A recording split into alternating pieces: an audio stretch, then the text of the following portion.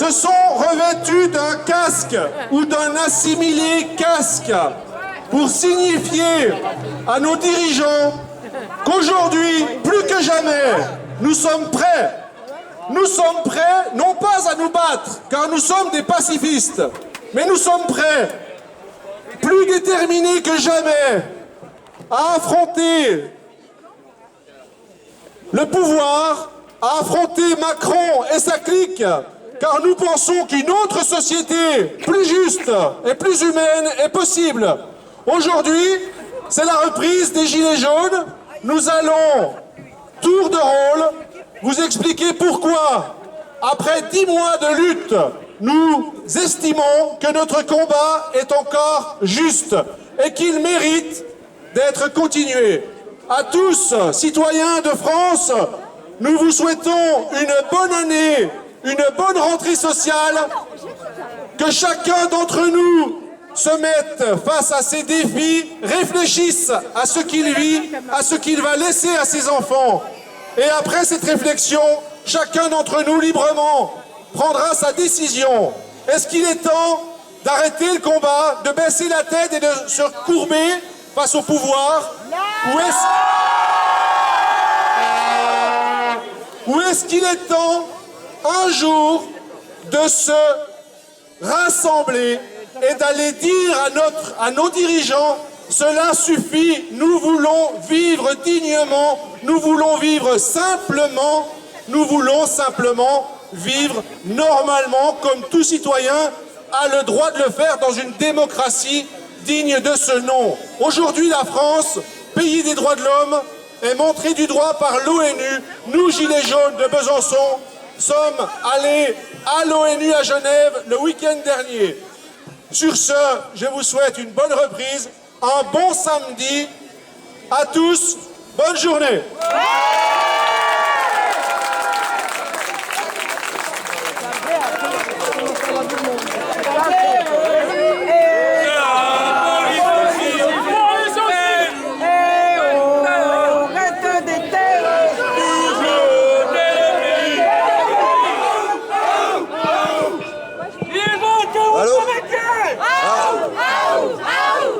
Bonjour Gilets jaunes, très bon samedi à vous. Il y a environ 2 semaines, j'ai lancé sur Facebook une petite cagnotte pour Emma et Radio Bip. La cagnotte sera redistribuée à Radio Bip en main propre en fin de manifestation, et les enveloppes ou les dons pour Emma et Radio Bip seront exclusivement redonnés à moi ou à André à côté de moi. Pour plus de sécurité, je vous remercie bien. Les enveloppes seront fermées et scellées, et bien sûr la signature dessus. Très important pour éviter que l'on dise qu'on a utilisé une partie de l'argent pour nos frais personnels, alors que c'est une cagnotte spécialement pour Emma de Radio Bip. Merci bien et bonne journée. Bonjour à tous, ça va, c'est bon là? Vous m'entendez? Oui. Bon, alors, je voulais reparler du mouvement des Gilets jaunes. Qu'est-ce que c'est? C'est un agrégat de colère au départ. On pouvait croire et penser que le mouvement était banal, contre la mesure de la taxe carbone. Ce qu'on n'est pas, un mouvement corporatiste, un parti, un syndicat, une manipulation occulte de quelques-uns. On n'est ni antisémite, ni islamophobe, ni christianophobe, ni raciste, ni casseur, ni terroriste.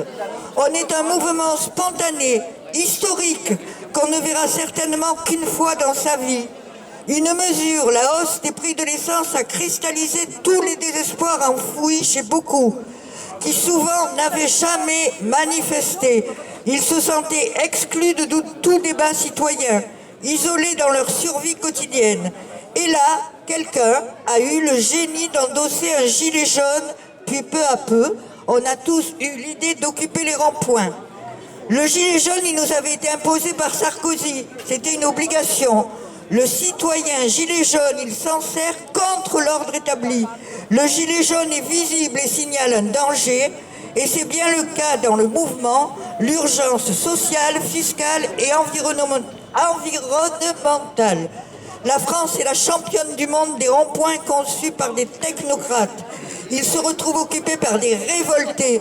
Ils sont le symbole de la convergence des routes. Ils étaient le symbole de la convergence des routes. Ils deviennent le symbole de la convergence des luttes. L'agrégation des colères n'aurait pas été suffisante pour que ce mouvement perdure pendant plus de 10 mois. Il faut être dedans pour comprendre ce qui fait que de multiples personnes sont revenues chaque semaine, malgré le froid, la propagande des médias, la violence policière, la violence judiciaire. Il y a une ambiance de partage, de joie, d'échange, de solidarité, quelles que soient les personnes, hommes, femmes, nombreuses. Il y a beaucoup de femmes dans ce mouvement, je ne sais pas si vous avez remarqué, il y en a plus qu'ailleurs. Des jeunes, des plus âgés, des milieux sociaux différents, des handicapés et même des SDF. Quand avons-nous vu une manifestation qui pouvait réunir tous ces gens différents dans la durée et la créativité? Jamais. Les Gilets jaunes sont déjà tout ça, une agrégation de colère, un retour de solidarité et de fraternité. Les colères sont variées, plus de démocratie avec le RIC, vivre dignement de son salaire, de sa retraite, des services publics suffisants et de qualité, hôpital, justice, école, et plus de justice fiscale et préservation de la planète. Les Gilets jaunes ont fait l'expérience depuis près de 10 mois du fait que ces revendications étaient systématiquement refusées par le gouvernement avec un mépris et une répression intolérable. Ce gouvernement qui ne cesse de creuser les inégalités sociales fiscales au lieu de les réduire et ne se préoccupe absolument pas du danger que court la planète. Ce mouvement était apparu spontanément et il peut être un aimant, comme le disait tout à l'heure mon camarade Marc, pour toutes les autres luttes.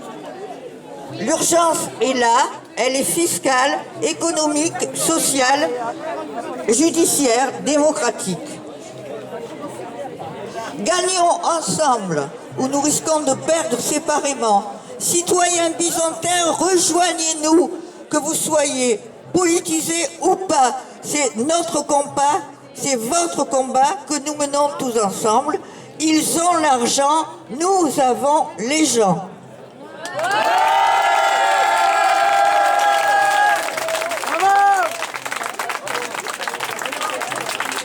Merci Annie. Et un petit mot pour vous dire quand même que la France, on va revenir tout le temps durant ces mois d'élection à nous dire il n'y a pas d'argent. Moi je voudrais juste vous dire que cette année, les champions du monde de la reversion des dividendes, c'est-à-dire des bénéfices que font les entreprises du CAC 40, les plus grandes entreprises de France, eh bien les champions du monde de ces redistributions, c'est notre beau pays, la France. Je souhaite à tous les gens qui sont là, et je sais qu'il y en a beaucoup, des actionnaires. Les actionnaires, merci pour eux, levez la main les actionnaires. Alors les gilets jaunes, vous êtes des vrais cons? On est des vrais cons. Alors, oui mesdames, il y en a qui se gavent sur le dos des travailleurs de ces entreprises. Comme par exemple, pourquoi pas le citer, la grande surface de Carrefour par exemple, qui touche de l'argent, qui en redonne de notre État, le CICE, qui a doublé, ils touchent des millions, des dizaines et des centaines de millions d'euros. Et qu'est-ce qu'ils font avec ces sous? Eh bien, ils licencient des gens. Et puis, qu'est-ce qu'ils font avec ces sous? Ils les redonnent aux plus riches, ceux qui possèdent les actions. Bien sûr. Donc, quand on vous dit, mesdames et messieurs, qu'il n'y a pas d'argent, je dirais, cela suffit. Oui, il y a de l'argent, mais jamais il n'a été aussi mal redistribué. Il est là le scandale et ce qui, bien sûr, justifie pleinement notre mouvement, notre colère vis-à-vis de tous ces gens-là. Le micro est disponible. Oui, mais ça ruisselle. Alors, moi je voulais donc dire que ça y est, la répression est de nouveau en marche, hein, c'est la rentrée. Ce matin, nous sommes allés à Valentin pour poser des pancartes pour annoncer donc le rassemblement ici. 2 minutes après, on va dire, les gendarmes sont arrivés, nous ont poursuivis. Bon, on marchait en même temps, bon. Voilà, nous ont poursuivis donc en nous disant qu'il y avait un arrêté qui a été fait dans l'urgence hier. Donc on a dit pourquoi dans l'urgence? Pour se protéger eux au cas où on les caillasse. Ouais. Un truc de dingue. Donc ils nous ont dit que là on n'aurait pas d'amende puisqu'on n'était pas au courant, mais que le prochain gilet jaune, ça c'est bien ciblé quoi, le prochain gilet jaune qui se pointe à Valentin, il a eu une amende. Voilà. Donc discrimination, enfin voilà, on se croirait revenu au temps, hein, voilà. Ouais, complètement. Voilà. Donc c'est uniquement les gilets jaunes. C'est-à-dire que si vous y allez sans, normalement, il n'y a pas de problème. Hein. Bon, hein. Voilà, donc ils ont enlevé nos pancartes. Hein, bon, voilà. On y est allé rien que pour donner nos noms, quoi, en fait. Voilà, super. Oui, on était un peu obligés. Donc voilà, donc ça recommence. Hein. Voilà, la rentrée, et voilà. Donc vous savez à quoi vous attendre. Commencer par une bonne nouvelle. Pascal, qui était à la butte, est sorti, donc il a un bracelet électronique. Il est sorti depuis quelques jours. Il remercie l'ensemble des Gilets jaunes. Il remercie l'ensemble des Gilets jaunes qui sont venus le soutenir devant la butte, qui ont envoyé des courriers, qui ont manifesté devant la butte, etc. Parce que ça fait du bien, le soutien comme ça, c'est moralement, ça fait du bien. Et toute sa famille remercie les Gilets jaunes. Ils m'ont envoyé un petit message pour que justement, je remercie tous les Gilets jaunes qui étaient présents et qui l'ont soutenu. Bon, il attend encore son procès, mais voilà. Et je voulais aussi parler par rapport aux gens qui ne sont pas dans le mouvement des Gilets jaunes. Il faut quand même réagir parce que le gouvernement, il dit toujours qu'on est dans la concertation. Là, vous entendez toujours en ce moment, grand débat, concertation, on va discuter, voilà. En fin de compte, c'est que de la concertation. Et en fin de compte, dans la concertation, c'est juste de l'affichage. C'est pour dire qu'ils discutent avec les gens, mais en fin de compte, ils en ont rien à foutre des gens. Ça, il faut bien vous le mettre dans la tête, ils en ont rien à foutre. Les retraites, malheureusement, la réforme des retraites qui va arriver, c'est fait pour faire des économies. Ils sont en train de vous mentir. Tous les citoyens, vous allez être impactés. Que vous soyez ouvrier, que vous soyez paysan, que vous soyez cadre, que vous soyez fonctionnaire, etc. Vous allez tous impactés par la réforme des retraites et vous allez perdre en moyenne 27%. Déjà, avec les retraites qu'on a, on n'arrive pas à vivre. Les retraités sont obligés de rebosser, on les voit qu'ils sont obligés de rebosser, et malheureusement, pour vos enfants, pour les générations futures, pour toute la société, il va y avoir de moins en moins de possibilités de vivre correctement avec des retraites de merde. Et le truc qu'ils font, c'est qu'ils savent très bien que la plupart des gens, ils partiront pas avec tant d'annuités qu'ils disent. Ils disent qu'il faut partir jusqu'à 64 ans et 67 ans, etc. Sauf que dans la réalité, les gens, ils partent cassés. Parce qu'en fin de compte, ce qu'ils veulent, c'est que les gens, ils n'arrivent pas avec leur retraite, qu'ils soient obligés de partir d'office. Et il y a même des gens qui sont âgés et qui ne travaillent pas, malheureusement. Il y a des gens qui ont une cinquantaine d'années, qui n'arrivent pas à retrouver du boulot, qui sont au chômage. Donc voilà. Et pour toutes ces raisons, il faut vous bouger, les gens. Les Gilets jaunes, c'est pas une secte. Il faut comprendre que c'est des citoyens, on est tous des citoyens, on est tous de n'importe quel parti politique. Il y a des syndicalistes, il y a n'importe qui dans les Gilets jaunes. Il y a des gens qui vivent bien, il y a des gens qui en chient tous les jours. Et c'est vrai que dans cette société, on est dans un pays riche et malheureusement, on n'arrive plus à vivre avec nos salaires. On n'arrive plus à vivre, même les gens qui bossent, on n'arrive plus à vivre, on n'arrive plus à payer les études de nos gamins. On est toujours à compter, parce qu'il y a de plus en plus de taxes sur les carburants, etc. Parce que forcément, quand on travaille ou quand on a besoin de se déplacer. Le véhicule, voilà, on n'est pas des pollueurs, on veut pouvoir se déplacer, c'est la liberté quand même de se déplacer. La vie, c'est comme ça. Et donc, on a besoin de ça pour aussi travailler. Et donc, quand les taxes de l'essence augmentent, forcément, ça se greffe sur nos salaires, sur nos pensions, sur les retraites, sur les pensions des handicapés, etc. Donc, on n'en peut plus. Et comme on sait qu'il y a des dividendes, comme il l'a dit tout à l'heure, il y a des records de dividendes. Putain, mais 43 milliards distribués cette année. Mais il y a de plus en plus de, justement, il y a de plus en plus de riches en France. Et on laisse crever le peuple. Donc il y en a mort. Et il y a toujours cette répression. Mais il y a un moment, il faut tous sortir. Venez, descendez de chez vous. Arrêtez de regarder BFM. Arrêtez de consommer. Venez. Parce qu'on est tous concernés. Vos gosses sont concernés. Le travail, vous allez voir ce que c'est le travail. 83% des gens sont en contrat de CDD. Voilà, il faut voir la réalité des choses. C'est la précarité pour les jeunes, pour tout le monde, c'est la précarité. Donc il y a un moment, il faut se bouger. Les grosses multinationales, elles ne payent pas d'impôts. Rien. Qui c'est qui paye les impôts? C'est les travailleurs. C'est les gens, c'est tous les gens qui payent des impôts. Au détriment de ceux-là qui ne payent rien. Et en plus, à chaque fois qu'il y a des bénéfices, c'est jamais les salariés qui en profitent. Jamais. Et que ça soit dans la fonction publique, etc. Les réformes, c'est toujours contre les salariés. Il faut comprendre que, en fin de compte, on ne parle plus de classe ouvrière, mais on fait partie de cette classe laborieuse. Et on doit arrêter de se laisser taper dessus par toutes ces multinationales et ces élus qui sont corrompus. Donc voilà, on est là, même si Macron ne veut pas, nous on est là, pour défendre les salariés, pour défendre les retraités, pour défendre les gilets jaunes, nous on est là.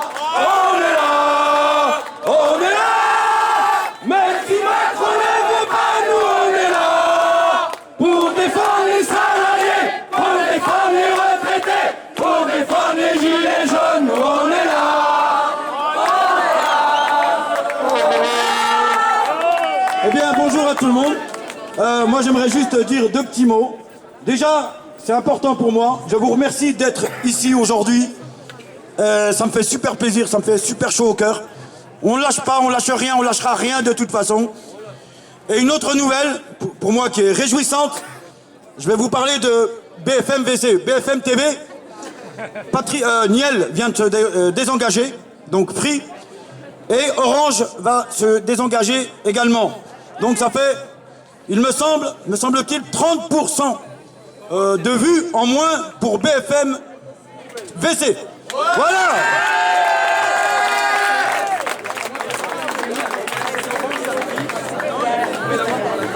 Donc je voudrais parler de Petit Jean, qui était présent à Genève en grève de la faim. Il a arrêté hier sa grève de la faim après 23 jours de grève où il ne buvait que de l'eau. Mais c'est...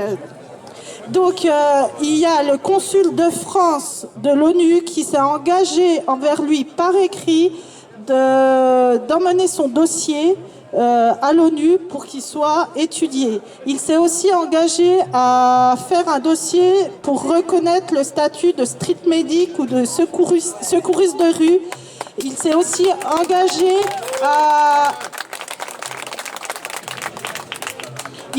engagé à faire une carte pour les bénévoles, les secouristes bénévoles.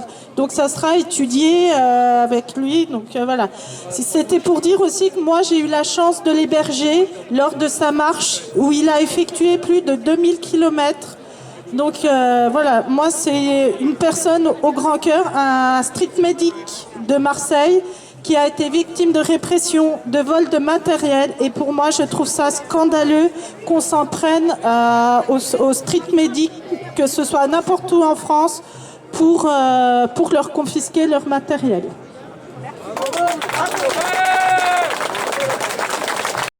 La plupart des médias nous ont enterrés. La méthode est bien connue. Pour nier l'existence d'un mouvement, il suffit de l'ignorer. Mais nous sommes toujours debout et nous allons prouver à Macron qu'il n'a pas les mains libres pour mener à bien le deuxième acte de son quinquennat. C'est bien dit. Souvenez-vous, les amis, au lendemain du 1er mai 2018, donc peu de temps avant le 17 novembre, jour historique pour l'histoire de notre pays, dans l'affaire Benalla Macron, le roi déclarait « Il y a un seul responsable, c'est moi qui viens me chercher ». Ce fut d'ailleurs le seul quasi-moment de vérité. Eh bien oui, il est plus que temps d'aller le chercher. Quelque temps plus tard, il déclarait « Les aides sociales nous coûtent un pognon de dingue ». dans le même temps, sa Marie-Antoinette renouvela le service de table de l'Élysée pour la modique somme de 500 000 €. Il est clair que Macron a dans le viseur les prestations sociales et tous nos acquis sociaux. 2 exemples, sa réforme des retraites et de l'allocation chômage. Sa réforme des retraites, sa retraite par points, sans vouloir développer. Ces points de retraite, Macron veut en fait se défaire du système solidaire en guidant les gens vers les assurances et leurs produits financiers. Si tu veux une retraite, paye-toi là en allant voir les fonds de pension. Et Macron gave à nouveau ses amis de la finance. Quant à sa réforme sur l'allocation chômage, en 2018, il supprime les cotisations salariales pour les remplacer par un impôt, la CSG. Là encore, il veut se défaire du système mutualiste. Aujourd'hui, ce sont la moitié des chômeurs inscrits qui ne perçoivent pas d'indemnité. Demain, avec sa réforme, ce sera 600 000 salariés qui seront évincés. Et du même coup, il fait coup double en revoyant la refonte du système de paiement de la Caisse qui désormais emprunte sur les marchés financiers et gave les banquiers comme Paribas. Alors oui, allons le chercher. Macron, c'est le président du désordre. Le désordre public.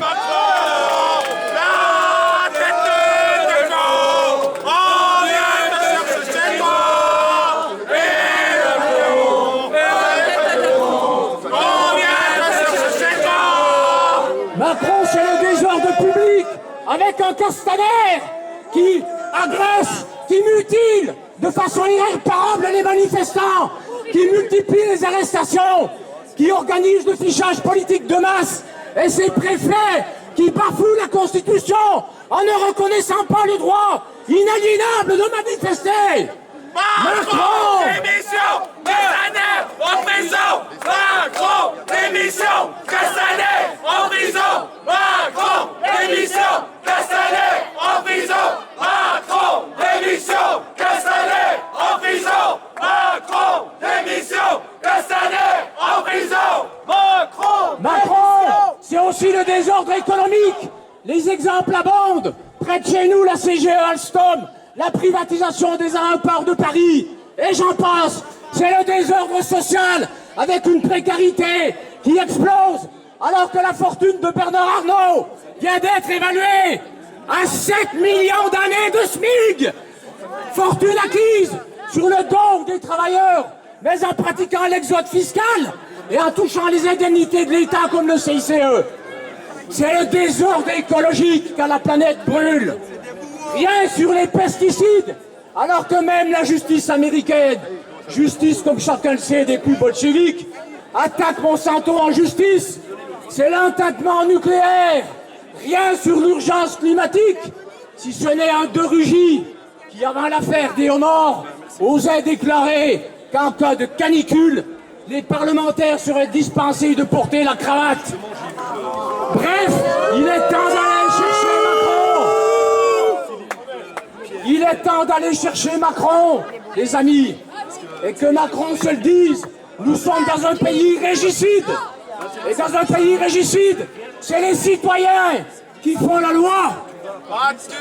Et je ne peux m'empêcher de penser à ces paroles de Jaurès qui disait « L'histoire enseigne aux hommes la difficulté des grandes tâches et la lenteur des accomplissements, mais elle justifie l'indicible espoir. Alors nous allons lui marcher dessus, et dès préférence du pied gauche, sans porte-bonheur.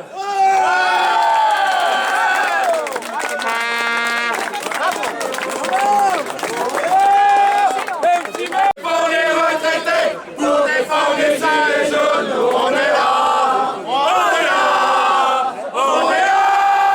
Même si Macron ne veut pas, nous on est là.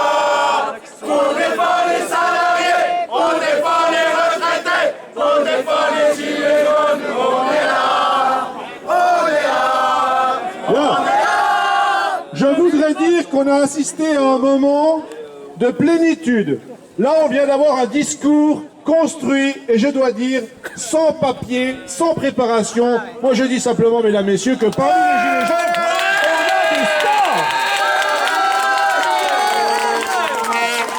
Bravo. Un discours complet. Je passe le micro. Je voudrais vous parler pendant quelques minutes du CETA. Le CETA, comme tout le monde le sait, c'est un arrangement au niveau de la douane entre le Canada et nous. Ce qu'il faut savoir quand même, pour ceux qui ne le savent pas encore, c'est que les Canadiens utilisent des farines animales pour nourrir leurs animaux, utilisent les hormones pour faire gonfler leur bétail plus vite. Qui plus est, les transactions entre le Canada et la France seront assurées en transport par les bateaux et les avions, ce qui va bien arranger le climat pour un président qui se dit interrogé par le climat et qui veut faire des mesures pour le climat, c'est quand même autre chose. Les industries pharmaceutiques, Téléthon et tout le bordel pour faire de nouveaux médicaments pour mieux nous soigner. J'ai vu une vidéo où il y a près de 10 000 animaux par an qui meurent à cause de ces expériences. Les rejetons de ces animaux sont réutilisés pour être utilisés pour les nouveaux vaccins et je trouve ça intolérable. Je pense que beaucoup comme moi pensent la même chose. Donc Téléthon dit, on dit qu'ils utilisaient que des souris, que des rats de laboratoire. Mais on voit des vidéos où on voit des singes, des chats, des chiens. Rien que pour les chats et les chiens, en France par an, c'est 3500 têtes animales qui meurent chaque année. Rien qu'en France. Voilà, je voulais juste préciser ça. Je veux rajouter à ce que disait Dylan qu'en fait, il y a aussi un problème avec les labos. C'est qu'en fait, les labos provoquent des ruptures de stock dans les médicaments. Il y en avait 58 il y a quelques années. Maintenant, il y en a plus de 560. Ce qui veut dire qu'à un moment ou à un autre, on ne pourra plus être soigné. Le but étant bien entendu de mettre d'autres médicaments en place, plus chers, etc. Même en chimiothérapie, il y a des médicaments qui manquent. C'est extrêmement grave.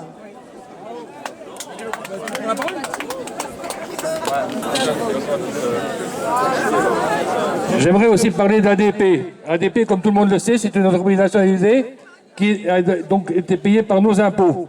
Donc c'est notre argent qui a servi à ça.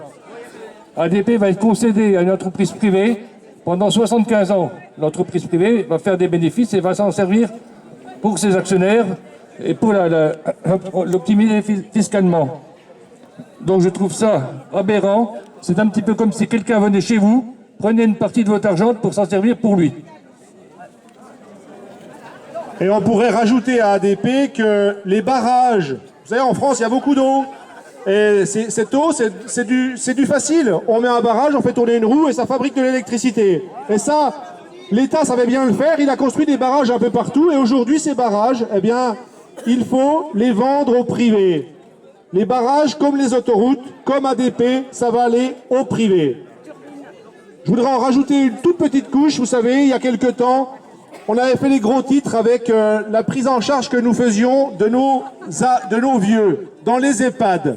Et moi, je voudrais vous dire que tout près d'ici, dans les EHPAD byzantins, mais on pourrait dire dans tous les EHPAD de France, la situation ne s'est pas améliorée. Je voudrais juste vous le dire, quoi qu'on en dise, quoi que les médias aient pu suivre, la situation, elle est désespérée dans les EHPAD. Il y a un EHPAD à Besançon qui a fermé un service faute de médecins. Il y a un EHPAD tout près d'ici, de l'autre côté des quais, dont les horaires des soignants ont été remodifiés. Vous imaginez quand de semaine en semaine, les horaires sont changés. Vous imaginez, il y a beaucoup de femmes dans les soignants. Vous avez des gamins, comment vous faites? Et vous travaillez en coupé. Vous vous rendez compte? Et donc on ne va pas s'en sortir au niveau des prises en charge de nos anciens, qui pourtant, je vous le rassure, payent chèrement leur place. Et on les dépouille tranquillement. Et pourtant, on ne les prend pas sérieusement en place. Ce sujet-là, il est toujours aussi grave.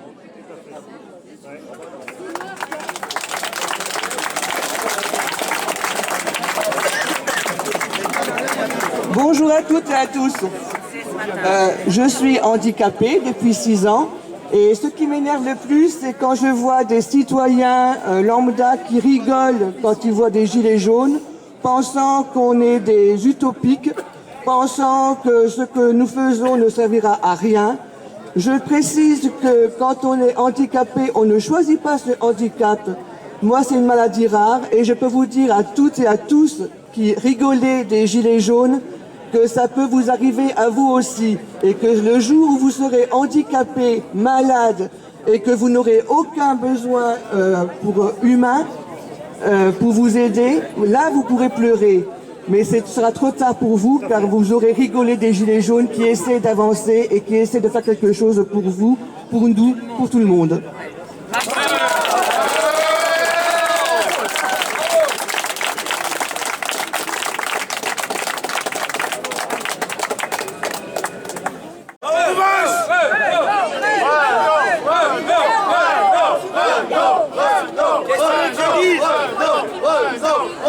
Je sais pas quoi dire. Mais non, je vais être trop. Il y a aussi les loyers qui ne cessent de monter. 8 € par mois. L'année dernière, c'était 5, cette année, c'est 8 € par mois. Pour des taudis, quelquefois. Et les APL qui baissent. Bientôt, on pourra plus se loger, on sera tous dehors. Là, il faut quand même réagir.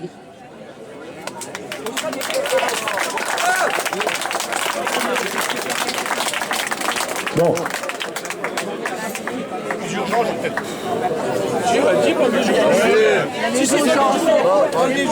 Bon, il y a un sujet dont tout le monde parle aujourd'hui, c'est les urgences.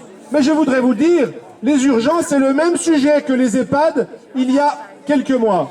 Et donc, ce dont on parle aujourd'hui des urgences, mais il y a 1 an, c'était déjà le problème des urgences. Il y a 2 ans aussi. Et les EHPAD, c'était pareil.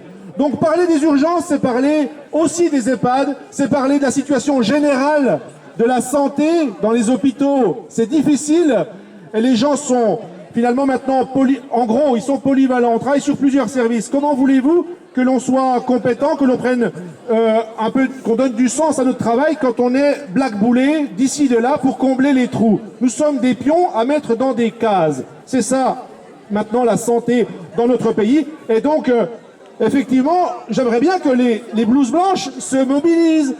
Ne pleurent pas dans leur coin. Un petit peu le même message que nous passons ici. Arrêtons chacun de pleurer dans son coin, de courber les chines et d'attendre que le vent passe. Tant que notre assiette est pleine le soir, on se dit qu'on va bien dormir et que demain, vaille que vaille. Eh bien non, à un moment donné, il faut sortir de cette illusion. Non, nous n'irons pas mieux de jour en jour si nous ne nous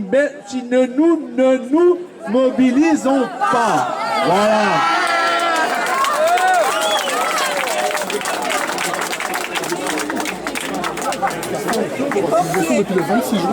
Et bien sûr, on me dit la santé, tout ça, et il y a les pompiers. Les pompiers. Les pompiers qui sont en grève depuis le 26 juin. Le 26 juin. Les pompiers, les pompiers, les pompiers, les pompiers, les pompiers, les pompiers. Et les pompiers, ils pâtissent aussi de la situation critique des urgences de l'hôpital. Car quand l'hôpital ne peut pas se déplacer, qui c'est qu'on appelle en première ligne? Les pompiers. Et les pompiers, ils se sont fait dépouiller, par exemple, d'un hélicoptère cet été, sans qu'on leur demande leur avis, ce qui les a obligés à avoir plus de sorties de pompiers. Vous comprenez le truc? C'est tout un ensemble. Et c'est pour ça que nous, Gilets jaunes, nous pouvons avoir une vision plus grande de nos problématiques individuelles qui nous ramènent finalement à notre chacun pour soi. Et Macron voudrait tellement qu'on en reste là, qu'on se batte rien que pour notre gueule, à nous tout seuls. Eh bien non, soyons plus malins. Battons-nous pour les autres. Tous ensemble, ouais. Ouais. Tous ensemble, ouais. Ouais. Tous ensemble, ouais. Je vais me permettre d'annoncer quelque chose, puisque là on parle quand même d'essayer de converger, on va dire un truc comme ça, un grand mot qui... Bon. Mais le 5 octobre, ici même, sera peut-être le temps de faire... nous avons l'ambition de faire quelque chose à Besançon, d'appeler un petit peu les citoyens à prendre conscience que les services publics dans une république sont très importants. C'est ce qui donne du lien entre les citoyens et c'est ce qui tente de gommer les inégalités entre nous. Eh bien, nous ferons le parcours. Nous allons faire une marche le 5 octobre de service public en service public au sein de la boucle byzantine et nous expliquerons lieu par lieu, quand nous serons devant le rectorat, on dira pourquoi l'éducation nationale c'est important. Pourquoi, quand nous serons devant, par exemple, un EHPAD, pourquoi la prise en charge de nos anciens, c'est important? En quoi c'est important et en quoi c'est respectueux? Et puis les services publics, je vous assure, dans la boucle, beaucoup d'entre vous vont être surpris par le nombre de services publics qu'il y a et de la nécessité de prendre conscience que ce sont eux, ces services publics, qui nous maintiennent entre nous, finalement, qui maintiennent le vivre ensemble. Eh bien, c'est un petit peu l'idée qu'on est en train d'élaborer. Je ne sais pas si on l'amènera à terme, mais en tout cas, on fera tout pour l'amener à terme et on compte sur les Byzantins, on compte sur les médias pour relayer l'info. Le 5 octobre à Besançon, venez prendre conscience, tous ensemble, que notre combat, c'est le combat de tous. Jeunes du Grand Est qui nous ont demandé de faire une manifestation régionale et peut-être nationale, parce qu'ils trouvaient que Besançon, à travers nos actions et à travers toute la répression policière et judiciaire que nous avons eue, nous sommes un exemple pour la région. Le professeur Laurentinez, qui va à l'UE, à l'ONU, nous représente aussi et il est aussi gilet jaune. Donc nous ne serons pas que nous, mais nous serons toute la région du Grand Est.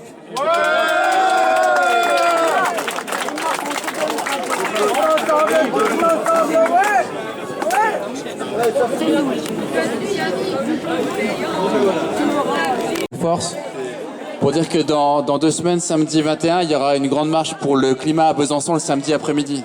Donc le 21, on pourra être avec toutes les associations écolos, etc. Pour être ensemble, il y aura une grande marche le samedi après-midi. Voilà, Alternativa est déjà en contact avec nous, etc. Donc dans 2 semaines, grande marche pour le climat, avec nous, Gilets jaunes, avec toutes les associations pour le climat d'ici. Voilà, rendez-vous. Défiler un petit coup dans Besançon pour ceux qui le souhaitent, sous les hurrahs à Macron, hurrahs à Castaner, en vous souhaitant une bonne fin de manifestation. Et n'oubliez pas, le 5 octobre, on compte sur tout le monde, sur les syndicats, on compte sur les collectifs, on compte sur les citoyens pour dire stop à tout ça.